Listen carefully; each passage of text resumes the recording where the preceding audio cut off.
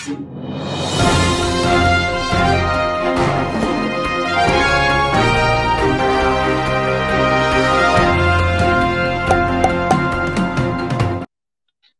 Of मानवता में दुनिया के सभी दर्शकों का बहुत बहुत स्वागत है। मैं हूं गौतम राणे सागर, आपके सामने लेकर के उपस्थित हुआ हूं कार्यक्रम शक्ति के स्रोत। महिलाएं क्यों हैं उपेक्षा की शिकार। वॉइस ऑफ मानवता हर बिंदुओं को छूने की कोशिश करता है, जिस बिंदुओं को अनछुआ रखने के प्रयास किए जाते हैं, जिन पर जो फाइलें सुहानी दिखती हैं, लेकिन धरातल पे वो बातें नहीं उतर पाती जो फाइलों में बेहतर दिखती हैं, खूबसूरत दिखती हैं। कागज के पन्नों पे बहुत ही बेहतरीन चित्र उभरते हैं, उसका वर्णन किया जाता है, चित्रित किया जाता है, लेकिन होता क्या है, धरातल पे जमीन और आसमान का अंतर होता है। वॉइस ऑफ मानवता उन पहलुओं को छूता है, उन पहलुओं को उठाता है, उन पहलुओं को अपने से संबंध करता है, उनके साथ, उन दुख तकलीफों के साथ अपने आप को संबंध करता है और संबंध करने के बाद कोशिश करता है कि जो अनछुए पहलू हैं और जो तकलीफें हैं, उन तकलीफों को किस तरह से दूर किया जाए। तो आज हम देख रहे हैं कि आज हमारे देश की हालत क्या है। एक तरफ तो जब सिलाओं में हम देखते हैं तो सारी की सारी नारियों को हम शक्ति का स्रोत मानते हैं, चाहे वो लक्ष्मी हो, चाहे सरस्वती हो, चाहे दुर्गा हो, चाहे पार्वती हो, जितनी भी महिलाएं हैं सबको हम नारी के स्रोत के रूप में मानते हैं और स्रोत के रूप में उनको पूजते हैं। लेकिन जब धरातल पे देखते हैं, वास्तविक जीवन में देखते हैं, तो वास्तविक जीवन में समस्याएं क्या हैं। सड़क पर चलते चलते महिलाओं की डिलीवरी हो जा रही है, बलात्कार के शिकार बढ़ती जा रही हैं। ये हो सकता है कभी कभार होने वाली घटनाएं हैं, लेकिन जो मंत्रिमंडल है, जो प्रशासन है, उस प्रशासन की दुर्दशा बहुत ही बुरी है। अगर हम एक आंकड़े उठा करके देख ले तो आंकड़े के मुताबिक जो गवर्नमेंट में मिनिस्टर लेवल पे हमारे देश में महिलाओं का प्रतिनिधित्व है, तो वो बहुत ही दुखी करता है।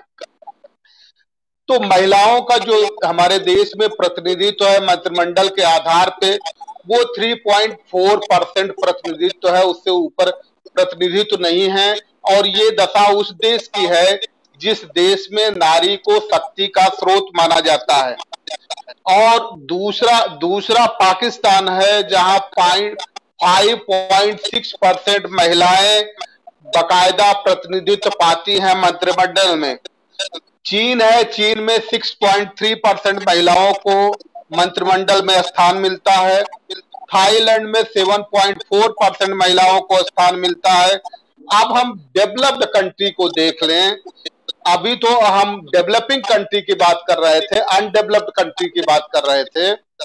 अब हम डेवलप्ड कंट्री को देख लें तो आइसलैंड में देखें तो 27.3% महिलाओं को मंत्रिमंडल में भागीदारी मिलती है।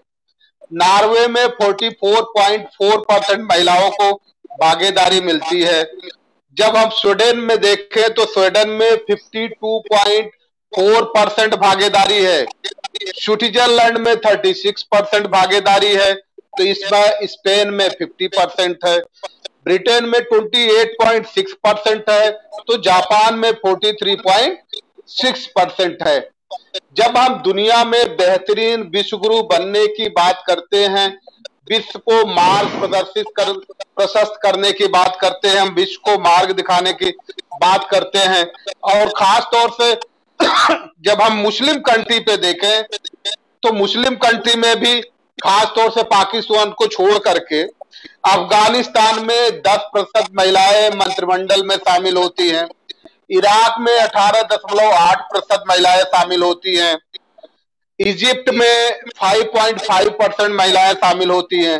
सीरिया में जो ये कहा जाता है कि मुस्लिम कंट्री है, वहां महिलाओं को प्रतिनिधित्व नहीं दिया जाता, वहां 6.3% महिलाएं हैं।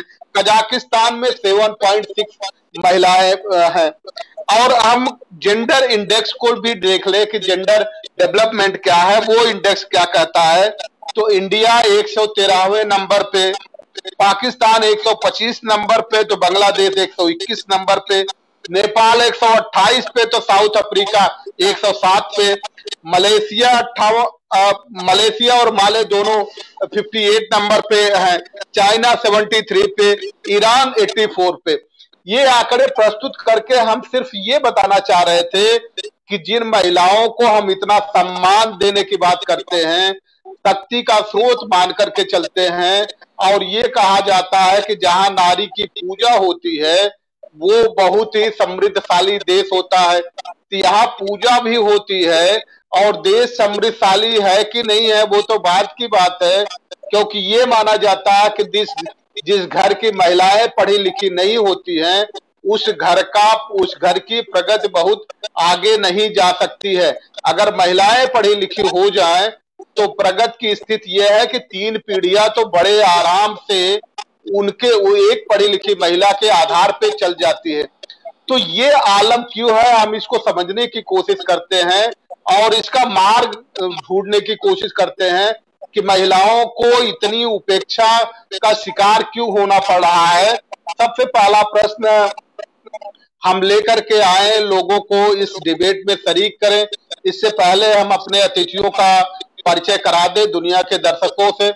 हमारे बीच में प्रेमकांत तिवारी जी, जो बहुत ही वरिष्ठ पत्रकार हैं, वॉइस ऑफ मानवता, आपका बहुत बहुत स्वागत करता है तिवारी जी। दूसरे हमारे साथी हैं नवाब अली अकबर साहब, वो प्रसपा के प्रवक्ता हैं, खास तौर से विधि पे और उनकी जबरदस्त पकड़ है। तीसरे हमारी मेहमान हैं संघमित्रा गौतम जी, वो एक लक्ष्य संगठन चलाती हैं, उसकी कमांडर हैं। तो सबसे पहला प्रश्न लेकर के तिवारी जी हम आपके पास आ रहे हैं, ये विरोधाभास क्यों, ये दोहरा चरित्र क्यों? एक तरफ हम नारी का स्रोत, उनको शक्ति का स्रोत नारी को मानते हैं, और दूसरी तरफ उनके साथ इस तरह उपेक्षा का व्यवहार। आखिर ये जो चरित्र हम दिखा रहे हैं, ये क्या मायने देते, क्या संदेश देना चाहते हैं इस चरित्र को? गौतम राणे साहब, पहले तो मैं आपको इस बात की बधाई देना चाहता हूं कि आपने ये नारी शक्ति के ऊपर जो आपने बहस का एक आज आपने मुद्दा रखा, वास्तव में ये आधी आबादी का मसला है। पुरुष और महिला, इन दोनों की आबादी माना जाता है कि आधी आधी है, और गाड़ी के दोनों पहिए हैं। वास्तव में देखा जाए तो इन दोनों के बीच में जब संतुलन होता है, तभी परिवार भी अच्छा चलता है, तभी समाज भी अच्छा चलता है, तभी देश भी अच्छा चलता है। और एक बात जो है हमारे शास्त्रों में भी कही गई, यत्र नार्यस्तु पूज्यन्ते रमन्ते तत्र देवता। अब आप लेकर के मदालसा से लेकर के अहिल्या और कुंती और बहुत से ऐसी, सीता और हमारे बीच में अरुंधति जैसे ऐसे चरित्र हैं जो हमारे पूर्वज में हम लोग बचपन में पढ़ा करते थे, और आज भी बहुत सी चीजें हम देखते रहते हैं।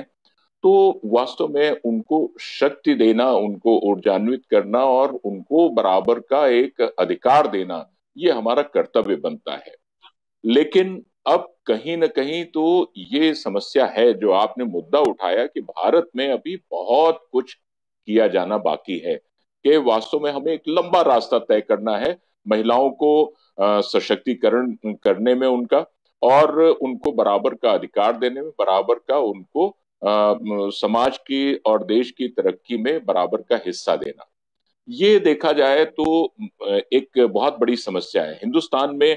अब तो बहुत कुछ किया जा रहा है, कई वर्षों से ऐसा किया जा रहा है, लेकिन अभी भी वो जो 33% आरक्षण की बात की जा रही थी राजनीति में, आप देख लीजिए, वो तो ठीक है, आप उदाहरण दे सकते हैं कि प्रतिभा पाटिल जी राष्ट्रपति हुई, इंदिरा जी प्रधानमंत्री हुई थी, सुमित्रा महाजन और मीरा कुमार जी हमारे लोकसभा की अध्यक्ष रह चुकी हैं, या नजमा हेपतुल्ला वाइस चेयरपर्सन रह चुकी हैं ये राज्यसभा की।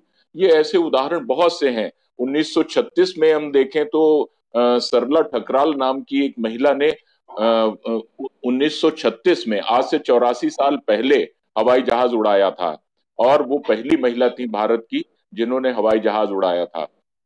तो ये सब चीजें तो ठीक है, लेकिन वहीं देखा जाए तो आज जो हिंदुस्तान में महिलाओं के खिलाफ घरेलू हिंसा देख लीजिए, डोमेस्टिक वायलेंस जिसको कहते हैं, उसके केसेस बहुत हैं।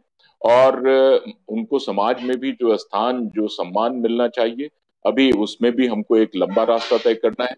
समस्याएं तो हैं, लेकिन मैं एक बात समझता हूँ राणे साहब कि इस बात से संघमित्रा जी भी सहमत होंगी और नवाब साहब भी सहमत होंगे कि उनके साथ में अभी हमको अपना माइंडसेट चेंज करना होगा। अगर मान लीजिए हमारे घर की महिला कोई नहीं भी नौकरी करती है, तो अगर एक बार हम हमारे पूरे घर का ख्याल रखती हैं, हमारी माता ने खुद हमको कहरा सिखाया था, पढ़ाया लिखाया था, और हमें ये कहने में गर्व महसूस होता है कि हमारे दो बच्चे हैं और दोनों बच्चों को 8वीं क्लास तक हमारी पत्नी ने उन कोई ट्यूशन नहीं पढ़ाने दिया, न कोई कोचिंग भेजा, और उन्होंने खुद होमवर्क कराया खुद, और बच्चे हमारे अंडर 10 पोजीशन लाते थे। तो कुल मिलाकर के उनका एक बहुत बड़ा योगदान है। और उसके अलावा अगर मान लीजिए वो पूरी केयर करती हैं हम लोगों की, और हम अपने अलमीरा से अगर कपड़े प्रेस किए हुए उठाते हैं तो हमको एक बार ये ध्यान आता है कि ये किसकी बदौलत है। खाना अगर तैयार मिल जाता तो किसकी बदौलत है, या घर साफ सुथरा है तो किसकी बदौलत है। इसके पीछे एक होम मैनेजर है, इसके पीछे एक होम मेकर है।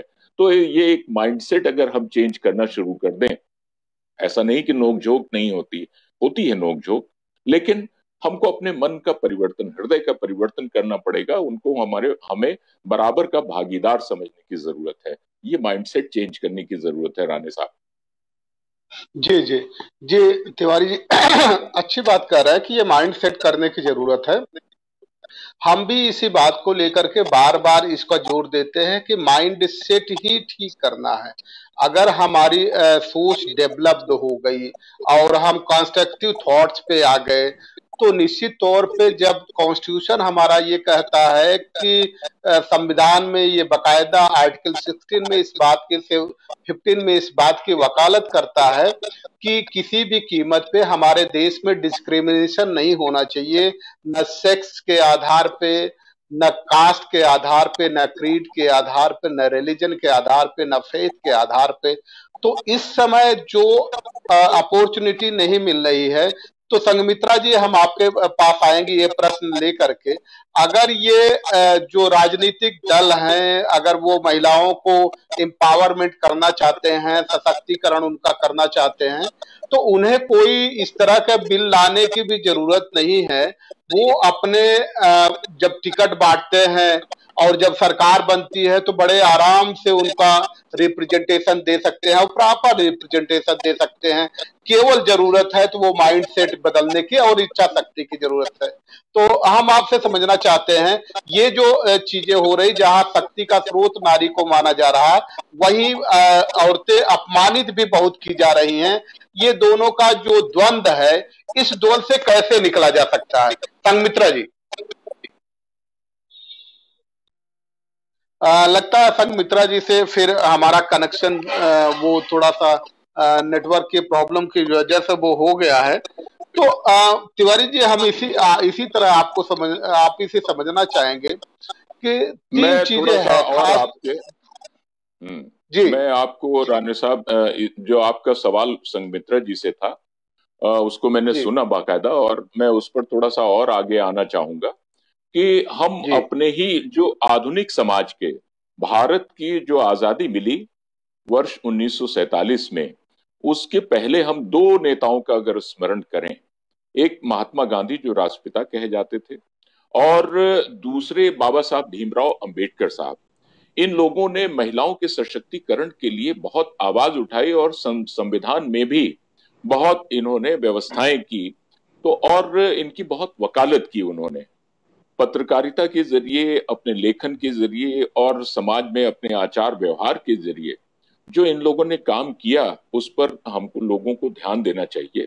और वास्तव में सबसे मैं समझता हूं कि शिक्षा एक ऐसी मूलभूत आवश्यकता है राणे साहब, कि अगर शिक्षित हो जाएं हम, तो हम बहुत कुछ अवसरों को जान जाते हैं कि हमारे लिए ये अवसर हैं, और बहुत से हम अपने कर्तव्यों को भी जान जाते हैं, बहुत से हम अपने अधिकारों को भी जान जाते हैं।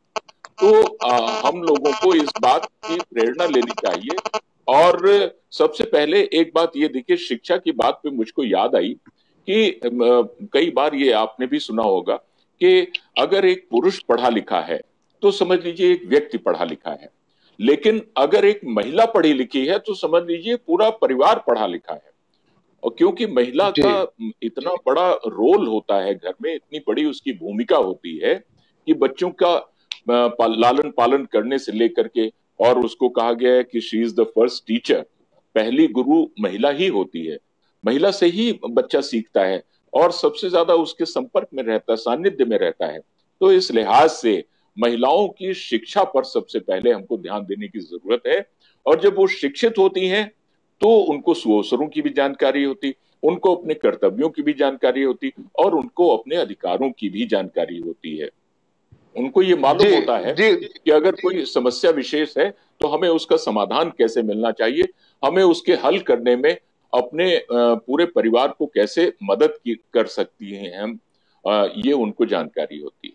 जी जी जी तिवारी जी, संगमित्रा जी आपके पास प्रश्न लेकर के आ रहे हैं कि तिवारी जी ने कहा कि दो व्यक्तियों का बड़ा योगदान रहा है महिला उत्थान के प्रति, उनके सशक्तिकरण के प्रति। और जहां तक तिवारी जी ने बाबा साहब डॉक्टर अंबेडकर के नाम का तस्करा किया है, जिक्र किया है, तो अगर देखा जाए तो बाबा साहब डॉक्टर अंबेडकर ने नेहरू जी के मंत्रिमंडल से सिर्फ हिंदू कोड बिल के नाम पे ही त्याग पत्र दे दिया था। क्योंकि उस समय जिस तरह से नेहरू जी ने पूरे लोगों को भड़काने की कोशिश की, अब वो उस पर नहीं जाना चाहते, लेकिन नेहरू जी उस समय नहीं चाहते थे कि हिंदू कोड बिल लागू हो। अगर हिंदू कोड बिल उस समय जिस तरह से डॉक्टर अंबेडकर लागू करना चाहते थे लागू हो गया होता तो आज महिलाओं को हर जगह 48% उनका प्रतिनिधित्व सुनिश्चित रहता।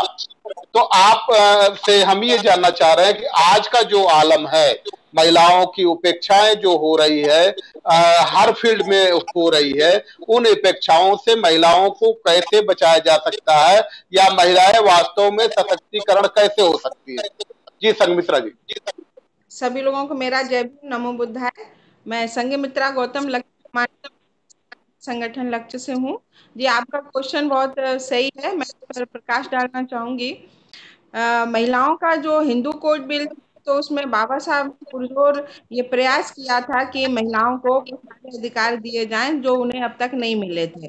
और हम पूरे अगर हम भारत में देखते हैं तो इनको किसी न किसी रूप में दबाया जाता रहा, सदियों से दबाया जाता है। वो चाहे बहन के रूप में हो, बेटी के रूप में हो, पत्नी के रूप में हो, माँ के रूप में हो, तो उसकी जो पहचान थी तो पिता, पति, भाई, बेटे से ही होती थी। अभी भी कहीं कहीं ऐसा है। तो ये जो महिलाओं के प्रति जो पुरुषों का जो रवैया है, ये घर से ही शुरू होता है। ये घर से ही शुरू होता है। हम देखते हैं कि परिवार में ही बेटा बेटी में अंतर शुरू हो जाता है। तो बेटी को शुरू से ही कहेंगे कि भाई तुम तो पराये घर तुमको जाना है, तुम तो पराया धन हो। इस तरीके से ऐसे माहौल में उसका पालन पोषण होता है। और जो व्यवस्थाएं हैं जिसमें महिलाओं को बिल्कुल अधिकार विहीन उनको बना दिया, वो हर समय लाचार हैं अपने, वो चाहे वो पिता का मुंह देखें, भाई का देखें, बेटे का देखें, पति का देखें, वो उन पर आश्रित हैं, हर तरीके से आश्रित हैं। और उनको हमारे आप लोगों ने जाना ही होगा कि उसको एक भोग्या के भी रूप में उसको मतलब बोला गया कि ये केवल ये बच्चों को जन्म दे, घर के वो जो कामकाज है उसको करे।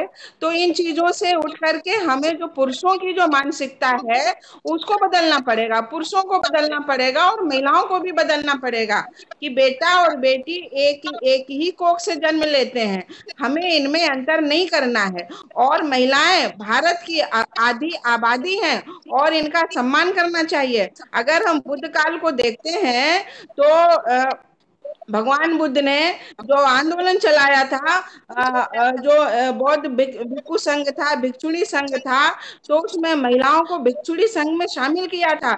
ये एक बहुत बड़ी महान ऐतिहासिक घटना है, एक बहुत बड़ी घटना है। तो अगर हम देखते हैं, उनको तमाम रीति रिवाज, पाखंड, व्रत, उपवास, ये तमाम चीजें उन पर थोपी गई, लादी गई। महिलाओं में भी अंतर हुआ कि तथाकथित जो उच्च समाज की महिलाएं हैं और जो बहुजन समाज की महिलाएं हैं, उनमें भी अंतर किया गया कि जो दलित समाज की महिलाएं हैं, एक तो वो महिला, ऊपर से दलित, तो महिलाओं को भी अंतर करके उनके ऊपर अत्याचार हुआ।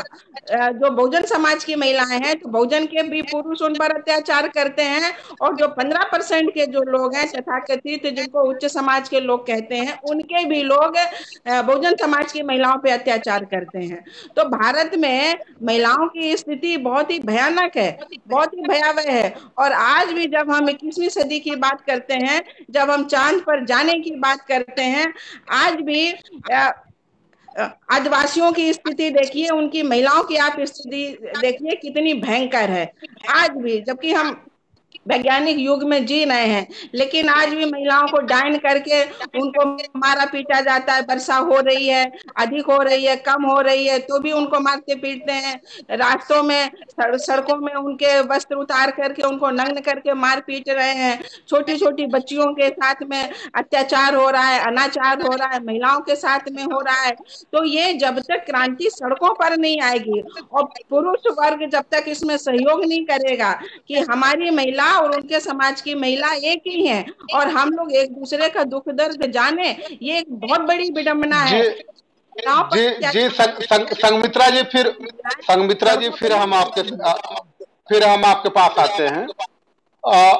अभी तिवारी जी, हम आपसे समझना चाह रहे थे कि ये जो संगमित्रा जी कह रही थी, उनकी समस्याएं भी जनून है और समस्याएं वो दिखने में आती भी हैं। तो ये जो सामाजिक अपराध है, और इस सामाजिक अपराध के लिए क्या सरकार को कुछ कठोर नियम बनाए जाने चाहिए, जो व्यवहार में भी वो नियम उतरे हैं? तो क्या इन समस्याओं से निजात मिल सकती है? तिवारी जी। राणे साहब, बिल्कुल। मैं संगमित्रा जी को बड़े गौर से सुन रहा था और संगमित्रा जी ने बड़े खुल के अपने विचार व्यक्त किए।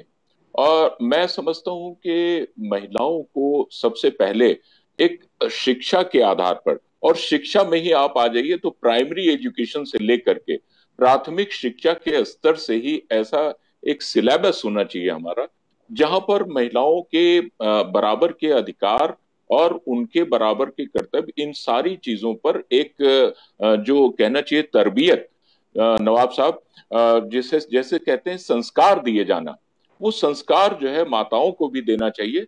अब वो बात जो है संगमित्रा जी ने कही कि घर में ही एक ही कोख से जन्मे एक पुत्र को और पुत्री के साथ में भेदभाव किया जाता है, तो वहां से ही एक हमारे माइंडसेट को चेंज करना चाहिए।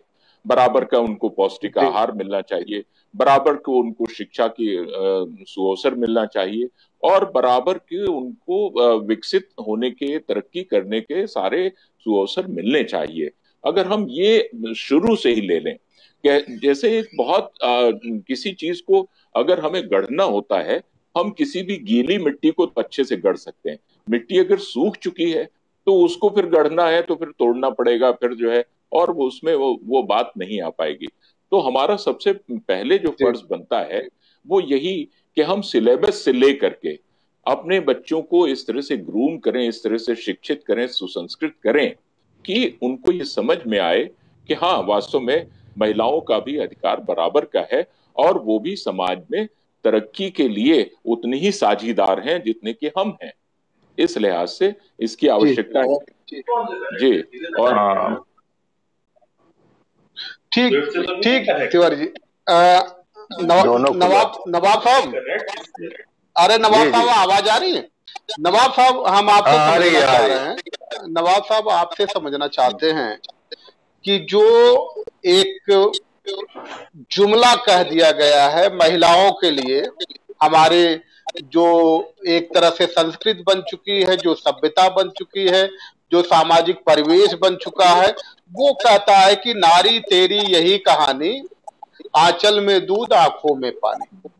क्या ये संस्कृति भी इन महिलाओं के शोषण का कारण बन रही है क्या? हाँ, ये तो आपका कहना सही है, क्योंकि शुरू से आप देखिए, जब से चाहे पुराने जमाने के टाइम से देखिए या अभी देखिए, हमेशा से महिला अत्याचार का शिकार होती चली आई है।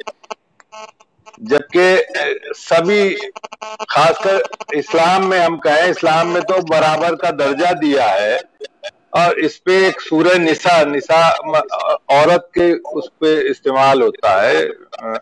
सूरह निसा नाजिल हुआ है, सूरह बकरा है, उस पे अलग अलग सूरह नाजिल हुए हैं। पूरा बराबरी का हक दिया गया है उसमें। यहाँ तक के उसमें लड़की को रहमत कहा गया है कि आपको रहमत है, मतलब जो रहमत हुई है आपके यहाँ, जैसे लड़की के लिए। तो इस तरह से, और जो खासकर आप देखिए, हुजूर सल्लल्लाहु अलैहि वसल्लम के एक बेटी थी, और वो उसकी ताजीम में खड़े हो जाया करते थे। मतलब एक बाप अपनी बेटी जब सामने आती थी तो उसकी ताजीम में खड़े होना चाहिए। ये वही समाज जो उनके उस पे चल रहा है, रसूल के सुन्नत पे, और वो चाहे मुस्लिम समाज हो चाहे और समाज हो, उन्हीं ने ये सीख दी कि लड़की की इतनी इज्जत की जाए कि हम उसको जैसी सामने आती थी तो फौरन उठ के खड़े होके ताजीम करते थे कि लड़की आई है। तो इस तरह से अगर देखिए, और जो औरत में कुर्बानी का एक तरह से स्रोत है, चाहे बचपन से लीजिए, फिर वो बड़ी हुई तो अपने माँ बाप भाई बहन सबके लिए किया उसने, फिर आगे घर छोड़ के दूसरे घर में गई।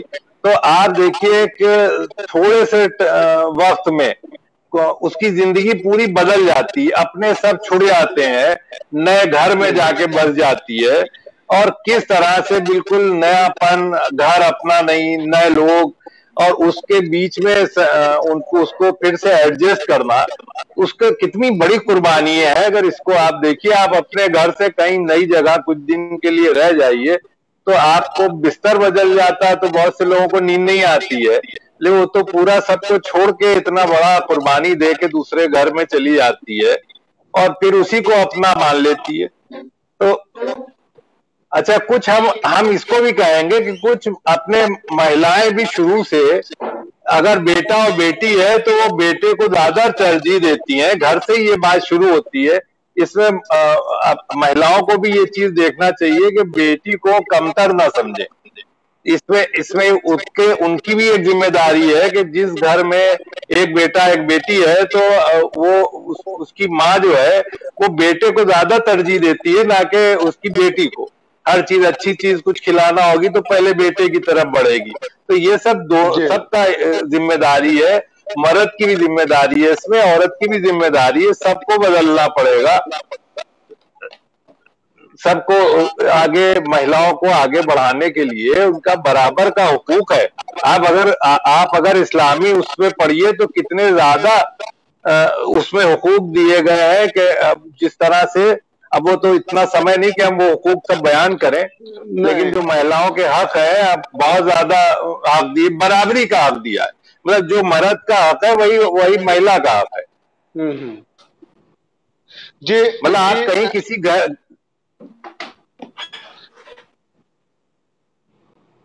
जी तिवारी जी, हम आपके पास आ रहे हैं और ये समझने की कोशिश करते हैं कि आंकड़े जो हमने प्रस्तुत किए थे वो आंकड़े इसीलिए प्रस्तुत किए थे कि जिस तरह से हमारे देश में खास तौर से जो इस समय सियासत चल रही है, अगर उसको हैवाने सियासत कहा जाए तो भी कोई अतिरंजनापूर्ण बात नहीं होगी।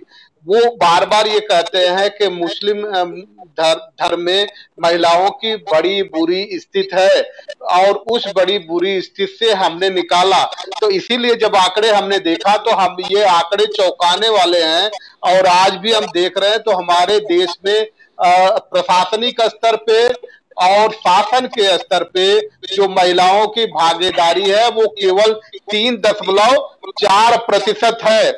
और जिस पाकिस्तान सीरिया की हम बात करते थे और उसकी इराक की बात करते थे, वहां हमारी तुलना में बहुत ज्यादा उनकी, इराक में तो 18.8% है, अफगानिस्तान में 10% है। तो यहाँ जब हम एक तरफ कह रहे हैं कि हम मुसलमान स्त्रियों की स्थिति बड़ी दयनीय है और हिंदुओं स्त्रियों की तो इससे अच्छी होनी चाहिए, और आंकड़े कुछ और कहते हैं, तो ये क्या घालमेल है तिवारी जी, जरा हम ये समझना चाह रहे हैं। राणे साहब, आपने बहुत ही पते की बात कही, और वास्तव में आपने शुरू में ही जिस तरीके से पाकिस्तान, चीन और आइसलैंड से लेकर के थाईलैंड और जापान तक की बातें कही, और ईरान, अफगानिस्तान, वास्तव में देखा जाए तो ये एक हम लोगों को आईना दिखाने वाली बात है कि हम लोगों को ये समझना चाहिए कि जब ऐसे देश, अब आप देखिए सऊदी अरबिया में भी ऐसी अब बदलाव की स्थितियां आ रही हैं कि अब नारियों को उन्होंने भी बहुत सी स्वतंत्रता देना शुरू कर दी, शुरुआत की है, उसका हमें खैर मकदम करना चाहिए। और भारत में यद्यपि आप देख लीजिए, चाहे अदब हो, साहित्य से लेकर के विज्ञान, कला और वाणिज्य, किसी भी क्षेत्र में आप देख लीजिए, हर जगह हमको उनकी उपस्थिति तो मिलती है, लेकिन जो अनुपात होना चाहिए, ये बात आपने बहुत पते की कही कि वास्तव में जो अनुपात होना चाहिए, आधी आबादी जिसको हम कहते हैं, वहां पर अभी हमको एक बहुत लंबा रास्ता तय करना है। यूं तो देखा जाए बीएसएफ में भी हैं, आर्मी में भी हैं, एयरफोर्स में भी हैं, और आपको सीआरपीएफ, पैरामिलिट्री फोर्सेस में भी महिलाएं मिल जाती हैं, महिलाओं की टुकड़ियां भी हैं। लेकिन अभी वास्तव में जिस तरीके से प्रतिशत उनका हमें बढ़ाना चाहिए, हमारे समाज को, हमारे देश को, हमारी सरकार को अभी उस क्षेत्र में एक लंबा रास्ता तय करना है, ये मेरा मानना है। और मैं समझता हूं कि इसके लिए नारियों को, स्त्रियों को खुद भी अपने अधिकारों के लिए आवाज उठानी चाहिए। जब तक वो खुद नहीं अपने अधिकारों के लिए आवाज उठाती हैं, तब तक ये आसान नहीं है। अभी भी आप देख लीजिए, राजनीति है, राजनीति से आप भी वास्ता रखते हैं, नवाब साहब भी वास्ता रखते हैं, और हम पत्रकार होने के नाते हम भी उसका विश्लेषण करते रहते हैं और उसको करीब से देखते रहते हैं। राजनीति में महिलाओं को वो एक तो भागीदारी नहीं मिली है, और भागीदारी भी अगर मिली है तो उनको वो सम्मान जिसके योग्य हैं, वो सम्मान उनको नहीं मिलता है, उनके विचारों को उतना अच्छे तरीके से नहीं सुना जाता है। तो कुल मिलाकर के अभी हम लोगों को बहुत कुछ इसमें मेहनत करनी होगी कि विचार विमर्श करें, और शिक्षा से लेकर के, सिलेबस से लेकर के और आगे तक के हर जगह आरक्षण के जहां तक अवसर हैं, उनमें भी ये देखना चाहिए कि उनको पूरे तौर से वो सैचुरेट करने की आवश्यकता है कि आरक्षण पूरी तौर से अगर दिया गया है तो वो आरक्षण के पद भरे भी जाएं और उनकी भागीदारी सुनिश्चित की जाए। एक चीज संगमित्रा जी, मेरे ख्याल से संगमित्रा जी आवाज आ रही है? नवाब साहब, फिर हम आपके पास आ रहे हैं और यही समझने की कोशिश करेंगे कि जिस तरह से देश में पूरी तरह से आग फैलाई जा रही है, देश को जलाने की कोशिश की जा रही है, और ये बताने की कोशिश की जा रही है कि सबसे बुरी स्थिति अगर स्त्रियों की किसी मजहब में है तो वो इस्लाम में है, और अगर इस्लाम के हिसाब से देखा जाए तो सबसे बुरी स्थिति तो सीरिया में होनी चाहिए थी, अफगानिस्तान में होनी चाहिए थी, इराक में होनी चाहिए थी, ईरान में होनी चाहिए थी, जबकि वो स्थिति दिख नहीं रही है वह। तो हम ये प्रश्न आपके पास लेकर के आएंगे, इससे पहले संगमित्रा जी से समझ लेना चाह रहे हैं कि संगमित्रा जी, जैसे आप अभी कह रही थी, मनुस्मृति का अध्याय 9 श्लोक 2 से 6 है, उसमें ये कहा गया है कि, मैं उसको श्लोक नहीं दोहरा रहा हूं क्योंकि समय की हमारे पास कमी है। उस श्लोक में कहा गया कि पुत्री, पत्नी, माता या कन्या, युवा हो या वृद्धा, किसी भी स्वरूप में नारी स्वतंत्र नहीं होनी चाहिए। ये मनुस्मृति का अध्याय 9 का श्लोक 2 से 6 है। तो क्या ये भी स्त्रियों के जो आज उपेक्षित हो रही है उसका कई कारण तो नहीं बन रही है? संगमित्रा जी। तो अगर के हिसाब से चलेंगे उसमें संगमित्रा जी, फिर हम आपके पास लौट के आ रहे हैं, फिर हम आपके पास लौट के आ रहे हैं, क्योंकि आवाज आपकी ब्रेक हो रही है। हम आपके पास फिर लौट के आ रहे हैं। तो नवाब साहब, आपसे हमने प्रश्न किया था, आपसे जवाब ले ले, फिर हम संगमित्रा जी के पास फिर अप्रोच करते हैं। नवाब साहब। इस्लामिक देशों में तो महिलाओं की स्थिति दिन ब दिन बेहतर होती जा रही है, उन लोगों को उनके हुकूक मिलते चले जा रहे हैं। और आप खुद ही देख रहे हैं, आंकड़े भी बता रहे हैं, इसकी गवाही दे रहे हैं आंकड़े, कि जिस तरह से वहां महिलाओं को अब शरई मसले के हिसाब से भी देखा जा रहा है। अगर ये इसको, जैसे कभी इस्लाम में, मतलब कभी जब अरब देशों में कोई एक इतिहास रहा है कि जिंदा गाड़ दिया करते थे, हुजूर सल्लल्लाहु अलैहि वसल्लम के आने से पहले की घटनाएं जो अगर आप देखिए, तो उस वक्त लड़कियों को जिंदा दफना दिया जाता था। लेकिन अब वो चेंजेस जब अब आते आते ये चेंजेस आ गए हैं कि हर तरह से महिलाओं को हक दिया जा रहा है, उनके हुकूक दिए जा रहे हैं, कोशिश की जा रही कि उनको बराबरी का दर्जा दिया जाए। तो ऐसा नहीं है। आप देखिए, इस्लाम में माँ के कदमों के नीचे जन्नत को कहा गया है कि माँ के पैरों के नीचे जन्नत होती है। और जैसे रहमत, हमने आपको बताया कि बेटी को रहमत और बेटे को नियामत कहा गया। नियामत का हिसाब होता है, रहमत का हिसाब नहीं होता है। जब नियामत कोई मिले आपको, कोई चीज नियामत के, तो वो उसका हिसाब देना पड़ता है, लेकिन रहमत का हिसाब नहीं होता है। तो इस तरह अब ये कहना कि इस्लाम में या मुस्लिम समुदाय में जितना महिलाओं पे यहाँ कह रहे हैं कि वो, आप देखिए उन्होंने जो तलाक की बात करी कि 3 तलाक, ऐसा नहीं है। वो कुछ लोगों ने इसका दुरुपयोग किया, तो हर जगह ये ऑप्शनल है, वो तरीका गलत था। अब उसको उन्होंने अपना कहा कि हमने वो तो जो कानून बना के लाया उससे तो और दुर्दशा होगी महिला की। आपने उस पे बर्डन महिला पे रख दिया, प्रूफ करे कि हमको तलाक दी गई है। अब जब ससुराल में उसको तलाक दी जाएगी तो वो कहाँ से प्रूफ कर लेगी कि हमको इन लोगों ने तलाक दे दी है? तो उल्टा उस पे और अत्याचार बढ़ जाएगा उस कानून के नजर में। तो इसलिए ऐसा नहीं है। नवाब साहब, फिर हम आपके पास लौट करके आ रहे हैं। नवाब साहब, फिर हम आपके पास लौट के आ रहे हैं। संगमित्रा जी, आवाज आ रही है आपके पास? जी आ रही जी, आप अपना जवाब दे दें। जी बोलिए, प्रश्न पूछिए, क्वेश्चन क्या? प्रश्न हमने ये पूछा था कि मनुस्मृति का अध्याय 9 श्लोक 2 से 6 है। क्योंकि अभी श्लोक पढ़ेंगे तो हमारे पास समय नहीं है। उसमें उसका मानता यह है कि पुत्री, पत्नी, माता या कन्या, चाहे वो युवा हो या वृद्धा हो, किसी भी स्वरूप में हो, नारी स्वतंत्र नहीं होनी चाहिए। क्या ये कहीं भी संविधान लागू होने के बावजूद भी कहीं ये रोल अदा हो रहा है क्या, जिसकी वजह से महिलाओं की ये दुर्दशा है? देखिए, संविधान तो समानता की बात करता है। इतना सुंदर संविधान है कि महिलाओं को और पुरुषों के बराबर ला के खड़ा कर दिया। और मनुस्मृति में महिलाओं के लिए बहुत, इवन जो तथा किताबें हैं उसमें बहुत ही बड़ी बातें लिखी हैं महिलाओं की। बड़ी मतलब शेम की बात है एक नारी समाज के लिए। और डॉक्टर अंबेडकर ने 25 दिसंबर 1927 को मनुस्मृति को जलाया था। ये एक बहुत बड़ी घटना है, बहुत ऐतिहासिक घटना है। और इतना ही काफी है कि जो सिंबल ऑफ नॉलेज जिनको बोला गया, ज्ञान का प्रतीक बोला गया, उन्होंने मनुस्मृति को जलाया। तो मनुस्मृति के हिसाब से अगर हम चलते हैं तो जो वर्ण व्यवस्था है उसको मानना पड़ेगा।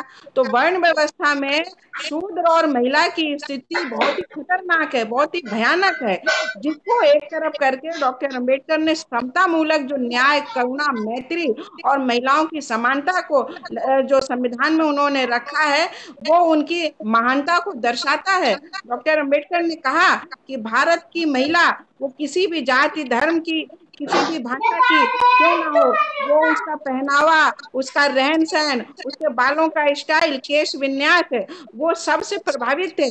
वो भारत की महिलाओं का ही नहीं, पूरी दुनिया की महिलाओं का सम्मान करते थे। तो जी महिलाओं जी की जो स्थिति है वो मैं बार बार ये कहूंगी कि इसमें भी महिला को महिला से बांटा गया है। अभी देखिए, पहले तो, अब तो स्टोव कम है। मैं छोटी थी तो मैं अक्सर अखबारों में पढ़ा करती थी कि खाना बनाते समय, स्टोव जलाते समय, स्टोव में खाना बना रही थी तो उनके घर की बहू जल गई, मर गई या आधमरी हो गई। कभी भी ये नहीं हुआ कि सास जल गई, नंद जल गई, ऐसा कभी नहीं होता था। बहू जल गई, खाना बनाते समय बहू जल गई। तो ये जो पराए घर से लड़की आती है और आते ही अगर आप उसका सम्मान नहीं करोगे, उसको बेटी के बराबर नहीं मानोगे, तो एक महिला महिला पर ही अत्याचार करती है। तो ये जो हमारी संगमित्रा जी, फिर सोच है संगमित्रा जी, इसको फिर हम आपके हटाना पास लौट पड़ता के है। आते हैं। संगमित्रा जी, आपके पास फिर लौट करके आते हैं। तिवारी जी, एक एक बात जरा हम आपसे समझना चाहते हैं। जो अभी बात ये कर रही थी कि जब बाबा साहब डॉक्टर अभी हम अम्बेडकर फोन ने, कर रहे हैं, थोड़ी देर में तुम्हें, थोड़ी नवाब देर साहब, फोन कर रहे हैं, बाद में बात कर लीजिएगा। अभी बात नहीं कर रहे हैं। जो बाबा साहब डॉक्टर अम्बेडकर ने जब 1935 में वो जलाया था, मनुस्मृति जलाई थी, जलाते समय जो शब्द उन्होंने प्रयोग किया था, उन्होंने जो 1927 में जलाई थी, कोट 1927 में जलाई 27 में, थी, ठीक है, 27। हाँ, 1927 में जब मनुस्मृति जलाई थी, तो जलाते समय जो कोट उन्होंने किया था, मनुस्मृति का अध्याय 9 और श्लोक 45 उन्होंने कोट करते हुए जलाया था, जिसमें ये कहा गया कि आप जानते हैं अच्छी तरह से, श्लोक आपका ये तो हम पढ़ के भी सुना देंगे, लेकिन समय की कमी है। तो उसमें ये बाबा साहब डॉक्टर अम्बेडकर ने बकायदा ये कहा कि जो ये कहता है कि पत्नी को छोड़ सकता है, सूद यानी गिरवी पर रख सकता है, बेच सकता है, लेकिन स्त्री को इस प्रकार के अधिकार नहीं है। किसी भी स्थिति में विवाह के बाद पत्नी सदैव पत्नी ही रहती है, उसके और कोई अधिकार नहीं रहता। ये बाबा साहब डॉक्टर अम्बेडकर ने बकायदा कोट करते हुए जलाया था मनुस्मृति को। तो आप इसे किस दिशा में देखते हैं, जो बाबा साहब डॉक्टर अम्बेडकर ने निर्णय लिया था 1927 में? उस समय समर्थन भी बहुत हुआ, उसका विरोध भी बहुत हुआ। अगर उसको देखा जाए महिलाओं के उत्थान के प्रति, तो क्या आप इसको सकारात्मक दृष्टिकोण से देखेंगे या नकारात्मक दृष्टिकोण? मैं राणे साहब यहाँ पर एक बात कहना चाहूंगा, वो बहुत ही गौर करने वाली है कि हम अपने ही परिवार में, अपने समाज में या अपने गांव में, अपने मोहल्ले में जब एक व्यवस्था चल रही होती है और हम देखते हैं कि ये व्यवस्था, ये नियम, ये कायदा कुछ सूट नहीं कर रहा है, यहाँ तक कि आप आ जाइए संविधान में भी, और बाबा साहब उसके मुख्य शिल्पी थे, राजेंद्र प्रसाद जी संविधान सभा के अध्यक्ष थे, और जो ड्राफ्टिंग कमेटी के चेयरमैन बाबा साहब थे। तो उसमें भी हमने अब तक कम से कम नहीं तो 100 से ऊपर हम लोगों ने संशोधन किए हैं। तो निश्चित रूप से ऐसी ही व्यवस्था कोई अगर हमें संतोषजनक नहीं लगती है, असंतोषजनक लगती है, तो हम उसमें परिवर्तन लाते हैं। अब पहले अगर नारी को ये समझा जाता था कि वो घर गृहस्थी देखे और 5वां तक पढ़ ले, चिट्ठी पाती लिख ले, और उसके बाद में उसकी कोई स्कूल जाने की जरूरत नहीं है, कोई उसको आगे और पढ़ने की जरूरत नहीं है। आज नौकरी भी कर रही है, आज जो है वो कई लोगों को, कई महिलाओं को आप देखते होंगे कि किसी दुर्घटनावश अगर मान लीजिए पति का स्वर्गवास हो गया या सेपरेशन हो गया है, तो बच्चों को पालने में, लालन पालन पोषण में और पूरे तौर से वो बहुत सक्षम और समर्थ दिखाई पड़ती हैं। तो ऐसी ही स्थिति में अगर बाबा साहब ने तो जो संविधान की रचना की है, उस संविधान में आप देख लीजिए कि बाबा साहब का नाम लिए बगैर तो कांग्रेस पार्टी है, भारतीय जनता पार्टी है, बहुजन समाज पार्टी है या समाजवादी पार्टी है, आपको भारत के किसी भी राजनीतिक दल में कोई ऐसा व्यक्ति नहीं है, कोई ऐसा नेता नहीं है जो उनकी महत्ता को स्वीकार न करता हो, उनकी संविधान संरचना में उनकी भूमिका को स्वीकार न करता हो। तो ऐसी सूरत में अगर तिवारी जी, हम आप ही से चाहेंगे पंच लाइन, चूंकि समय हमें बहुत इजाजत नहीं दे रहा आगे बढ़ने का। एक पंच लाइन चाहेंगे और आपसे ये जानना चाहेंगे कि एम्पावरमेंट के लिए, महिलाओं के एम्पावरमेंट के लिए क्या क्या करना चाहिए। जरा 1 मिनट में इसे बताएं कि गवर्नमेंट को क्या कदम उठाए जाने चाहिए गवर्नमेंट की तरफ से। पूरे समाज को शिक्षित होना चाहिए, चाहे पुरुष हो चाहे महिला, और महिलाओं को जो शिक्षा में उपेक्षा मिली हुई है उसको दूर करना चाहिए और उनको पढ़ा लिखा होना चाहिए। उससे उनको सुअवसर भी मिलेंगे, उससे उनको अपने अधिकार और कर्तव्यों की भी जानकारी होगी और उनका सशक्तिकरण भी होगा। और महिलाओं के लिए जो और भी बहुत सी चीजें बाकी है उन पर पूरा ध्यान सरकार को देना चाहिए। जी जी, संगमित्रा जी आपका पंच लाइन।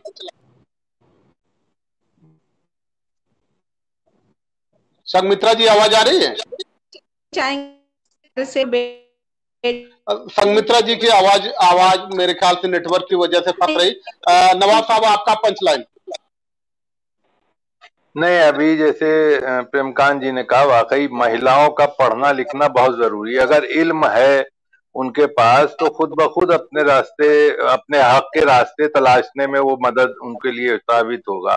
तो सबसे पहले तो जो लड़कियों को घर में जैसे लड़कों को पढ़ाने में ध्यान दिया जाता है, उस तरह से महिलाओं को भी, बच्चियों को भी अच्छी शिक्षा दी जाए तो उससे आगे उनको बहुत बढ़ेगा। और गवर्नमेंट को भी जिस तरह से सरकार में या और पार्टियों में महिलाओं को अवसर दें कि राजनीति में भी आगे आए उनको। जैसे अब यही आज यूपी गवर्नमेंट में ही देख लीजिए आप, कहीं एक मंत्री है मेरे ख्याल से, एक तो जायसवाल जी को तो पहले ही हटा दिया गया था पिछली बार में, और अभी कोई और तो मेरे ख्याल से मंत्री नहीं है, और केंद्र में भी 2-3 है कुल।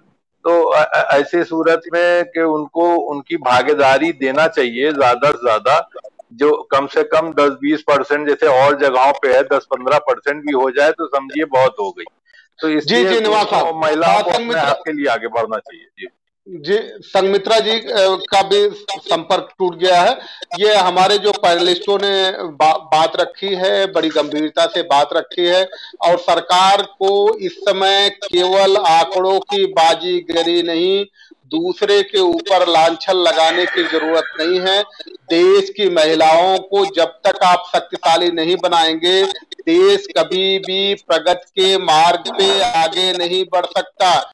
जो अहम रोल महिलाओं का है देश की प्रगति में, घर की प्रगति में, और इस प्रगति के साथ साथ जो चारित्र्य निर्माण में उनका योगदान होता है, परिवार को समृद्धशाली बनाने में उनका योगदान होता है, परिवार को एकीकृत रखने में जो उनका योगदान होता है, वो किसी भी तरह से दूसरे पे आरोप प्रत्यारोप करके नहीं। आप सरकार को चाहिए कि मुस्लिम महिलाओं की दुर्दशा देखने से पहले मुस्लिम कंट्री में महिलाओं को क्या क्या भागीदारी मिली है, उस भागीदारी को एक बार ईमानदारी से पढ़ लें, और उतनी भी भागीदारी अगर हमारे देश की महिलाओं को मिल जाए तो ये देश प्रगति पथ पे आगे बढ़ जाएगा। और नहीं तो जुमलेबाजी होती रहेगी, और जुमलेबाजी से बहुत कुछ हासिल होने वाला नहीं है। और इसलिए जब भी हमारे देश में महिलाएं सड़क पे जब प्रसव होता है उनका, उस प्रसव पीड़ा में तड़पती हैं, तो देश का शर्म से, दुनिया के सामने शर्म से सर झुक जाता है। ये स्थिति न पैदा हो जाए, इसलिए सरकार को अपने जुमलेबाजी से बचना चाहिए, धरातल पे सब काम करना चाहिए। आज के मेहमानों का बहुत बहुत धन्यवाद, और दुनिया के दर्शकों का बहुत बहुत धन्यवाद। आप सभी को नमस्कार, सत श्री अकाल, सब्बा खैर, नमो बुद्धाय, जय भीम।